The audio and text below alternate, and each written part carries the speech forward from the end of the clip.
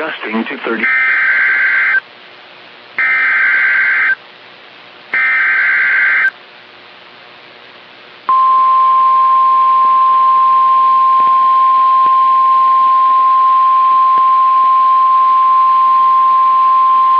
The National Weather Service has issued severe thunderstorm watch number 45, effective watch number 45, effective until 10 p.m. Central Daylight Time.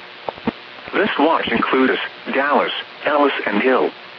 Remember, a severe thunderstorm watch means the conditions are favorable for the development of severe weather, including large hail and damaging winds, in and close to the watched area. While severe weather may not be imminent, persons should remain alert for rapidly changing weather conditions and listen for later statements and possible warnings. Stay tuned to NOAA weather radio, commercial radio and television outlets, or internet sources for the latest severe weather information.